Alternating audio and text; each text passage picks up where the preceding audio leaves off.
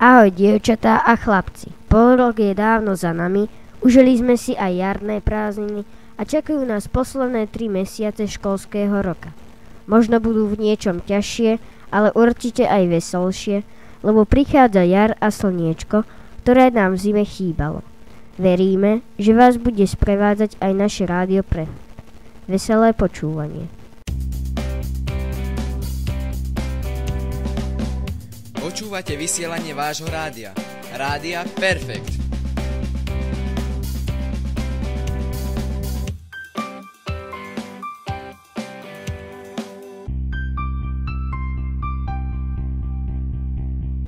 V dnešnom vysielaní si vypočujete návraty, krátke správy z udalostí, ktoré sa udiali v poslednom mesiaci. interview s, Viete, čo je e-twinning? interview po druhé, Týždeň otvoreného vzdelávania a Digital Learning Day. kvíz alebo zasúťažte si s nami, Vtipovisko. pod pokrievkou alebo čo sa práve varí.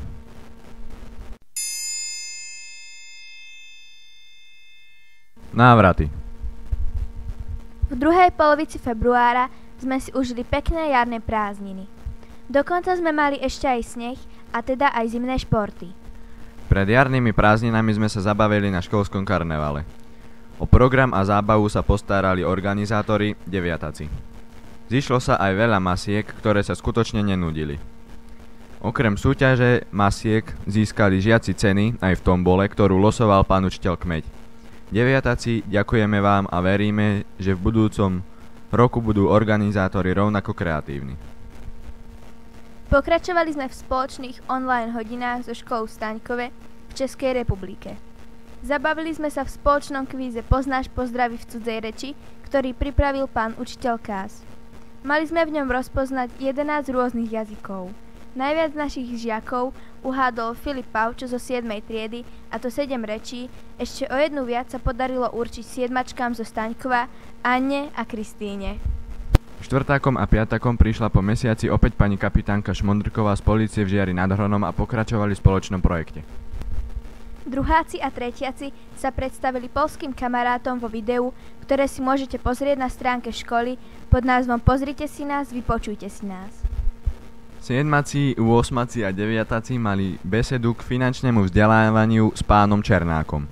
Táto aktivita teraz pokračuje finančnou hrou Moja família. Súčasnili sme sa týždňa otvoreného vzdelávania aktivitou Digital Learning Day.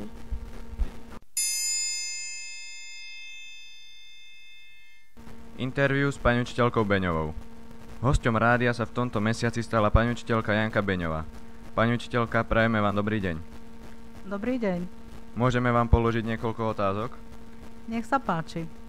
Chceli by ste učiť aj niektorý iný predmet okrem tých, ktoré učíte teraz?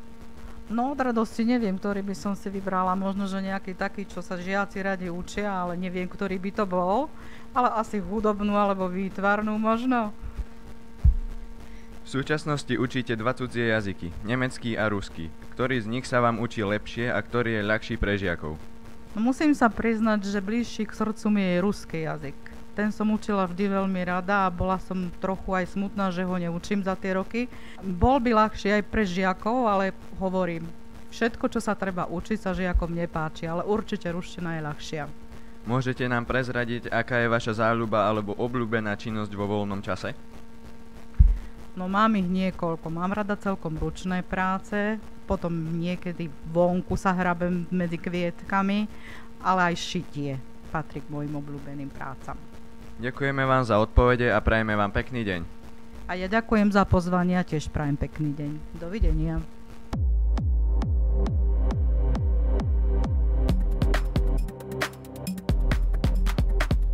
Viete, čo je e-twinning? Spoločné online aktivity s partnerskou školou v Staňkove sme vám už spomínali. Teraz sme piatocké aktivity povýšili na e-twinningový projekt. Prišli vám o ňom povedať Vicky Vincentová a Samko Bugár. Na spoločný projekt s piatakmi zo Stankova sa volá Učenie nás baví. Tento názov vznikol zo spoločných zábavných aktivít, ktoré sme uskutočnili na hodinách informatiky a mediálnej výchovy. Čo sme zatiaľ v projekte uskutočnili? V spoločnom Padlete sme sa predstavili v rodnej aj v anglickej reči. Napísali sme aj o našich záľubách a obľúbených predmetoch v škole. Potom sme s kamarátmi poslali zašifrované prianie k Vianociam a oni nám nahrávku pozdravu.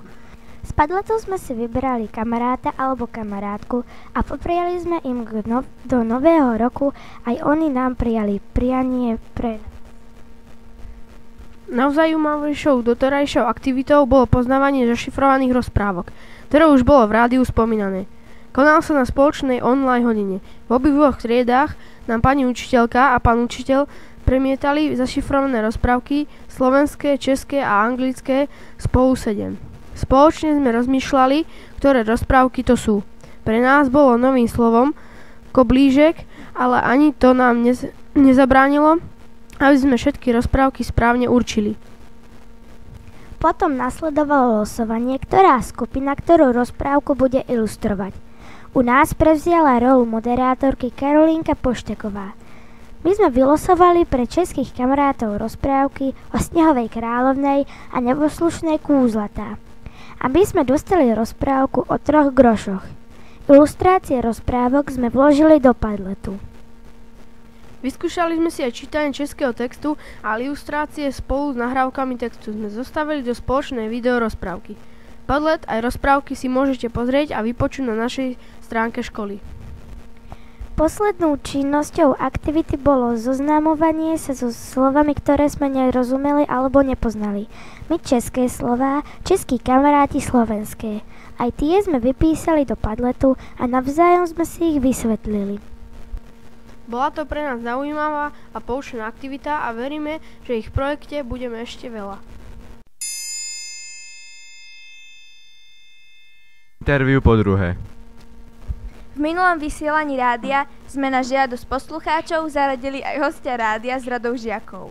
V tomto vysielaní v pozývaní žiakov pokračujeme. Dnes teda žiak 8. ročníka, ktorého ste si pozvali. Je tu náš redaktor Martin Šulák.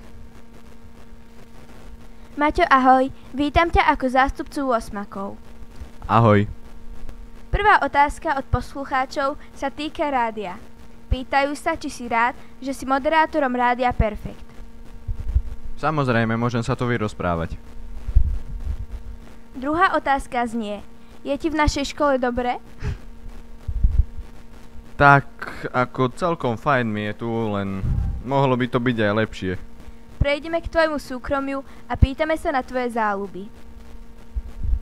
Tak mojimi najväčšími záľubami je turistika, potom cyklistika, bicykel teda, čítanie kníh, ale aj stolný tenis napríklad.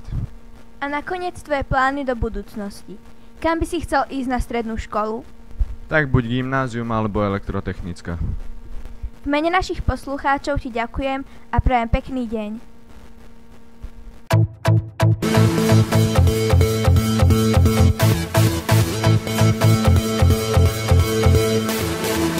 Týždeň otvoreného vzdelávania je celosvetová akcia organizovaná Open Education Consortium. Cieľom otvoreného vzdelávania je zvýšiť povedomie o voľných a otvorených vzdelávacích príležitostiach, ktoré existujú pre všetkých a všade. Začalo sa rozvíjať začiatkom 70. rokov najmä v Kanade a v Veľkej Británii. Každoročne sa mu venuje v rôznych krajinách sveta jeden týždeň s cieľom dozvedieť sa viac o otvorenom vzdelávaní a prečo je dôležité. Z hľadiska vyučovacích cieľov, obsahu a metód je určované predovšetkým záujmami a schopnosťami žiakov. Česká Google Edu Group Učte s nami prispela k týždňu otvoreného vzdelávania najmä 2 podujatiami. Jedným z nich bolo vlnobytie pod hlavičkou metodického portálu v podobe Hangoutu. Celú akciu viedol inžinier Brdička z Pedagogickej fakulty Univerzity Karlovej v Prahe a zúčastnilo sa jej 7 vynikajúcich a skúsených učiteľov zo škôl rôznych stupňov v Českej republike. Naša škola sa na túto akciu dostala prostredníctvom pána učiteľa Kása z našej partnerskej školy. Vo svojom vstupe k otvorenému vzdelávaniu spomenul aktivity, ktoré uskutočňujeme spoločne v rámci medzinárodného projektu e-twinning, ale tiež v rámci vyučovacích hodín online a ktoré sú príkladom otvoreného vzdelávania. Za jeho slová mu ďakujeme. Ďalšou aktivitou v týždni otvoreného vzdelávania bol Digital Learning Day, ktorého sme mali tú česť zúčastniť sa priamo so svojím príspevkom. Motom tohtoročného Digital Learning Day bolo Technika včera a dnes. Digital Learning Day bol organizovaný Google Edu Group Učte s nami pod vedením Paulíny Hublovej, vedúcej metodického portálu rvp.cz. Digital Learning Day bol zameraný na príklady dobrej praxe a rozvoj prezentačných zručností žiakov. Pod vedením učiteľov žiaci pracujú s modernými technológiami a potom prezentujú výsledky svojej práce formou online konferencie. V tomto roku sa zapojilo 7 škôl a základná škola Slovenského národného povstania v Hornej Ždáni mala tú česť zapojiť sa medzi výborné a progresívne školy v Českej republike a ukázať, že má tiež šikovných a kreatívnych žiakov. V našom príspevku sme predstavili robotickú stavebnicu Lego Manson s prácou s ňou a jej využití na vyučovaní, najmä na hodinách informatiky. Hlavnými aktérmi nášho príspevku boli žiaci 8. a 9. ročníka.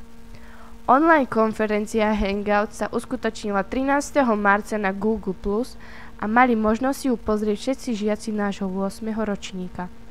Videli sme vystúpenie šiestakov základnej školy Nížany v téme sci-fi a blogy.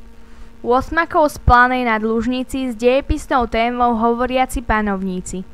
8-kov zo základnej školy doktora Beneša Praha 9 Čakovice v téme Technikovo. Žiakov zo základnej školy Vranovice v téme Práca s dígem. 3-akov zo základnej školy Plavy s témou Tercia včera a dnes a študentov Gymnázia Praha 5 na Zátlance v téme Vývoj ukladania a prenosu informácií a my sme prispeli témou Učíme sa hrou. Aj keď sa nám online spojenie nepodarilo, všetci zúčastnení mali možnosť vidieť náš príspevok vo forme videa a veríme, že sme všetkých zaujali. V tomto roku sme sa popasovali s neistotou a trémou nováčika. Ale už dnes vieme, že sa tejto hodnotnej, poučnej a zaujímavej akcie zúčastníme aj v budúcom roku. Kvíz alebo zasúťažte si s nami. V poslednom kvíze sme mali 4 správne odpovede. Keďže to boli hudobné otázky, vypočujete si hudobné odpovede. Prvá otázka bola: aký koník beží po nábreží v jednej zo slovenských piesní? Po nábreží koník beží, koník branný. Ako ste mohli počuť, bol to koník vraný. V druhej otázke ste mali zistiť, čo urobil frajír vo východoslovenskej piesni A teraz za mnou plače.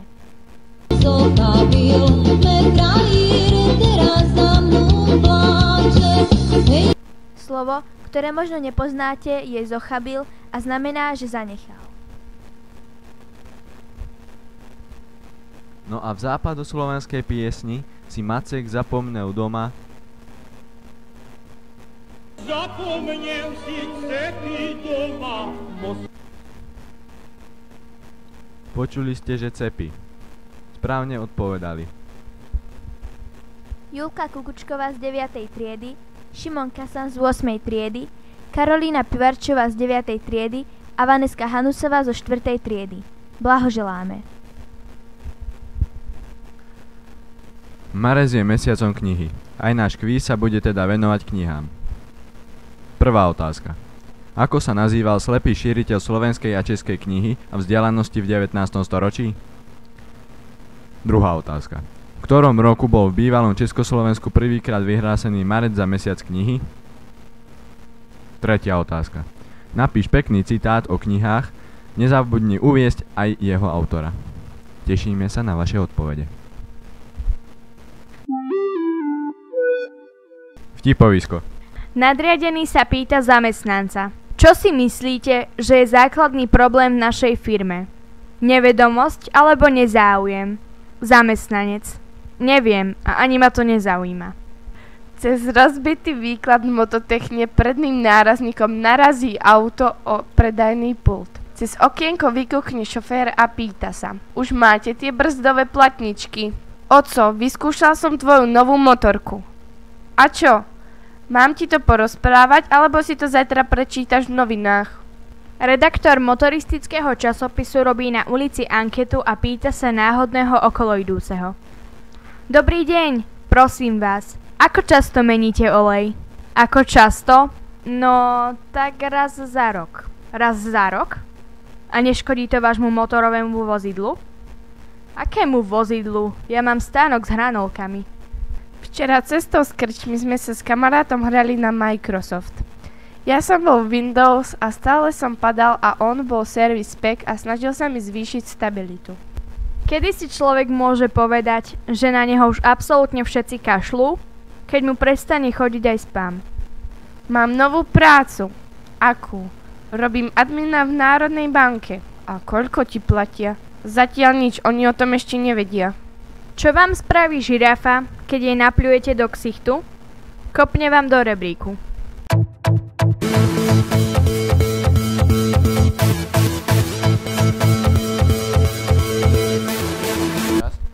Pod pokrievkou alebo čo sa práve varí. Pozrite si a vypočujte si na stránke školy práce našich žiakov, ktoré vznikli v spolupráci s partnerskou školou Staňkov v Českej republike. Zapojte sa do fotografickej súťaže Príroda vo fotografii. Stačí poslať alebo doniesť fotografie pani učiteľke Píšovej. Vyberte si ďalšieho hostia rádia s radou učiteľov, ale aj s radou siedmakov a napíšte otázky, ktoré im chcete položiť. Hlasujte na stránke školy. Zapojte sa do kvízu, odpovede vpíšte do formulára na stránke školy. Ak dobre poznáte našu školu, nebudete mať s odpoveďami veľa roboty. Marec je mesiacom knihy, nezabudnite si nejakú knihu prečítať a zúčastniť sa akcií venovaných knihám. Čoskoro nás čaká matematický klokan a okresné kolo Pythagoriády, ale aj športové súťaže a školské kolo recitačnej súťaže. Prajeme súťažiacim veľa šťastia.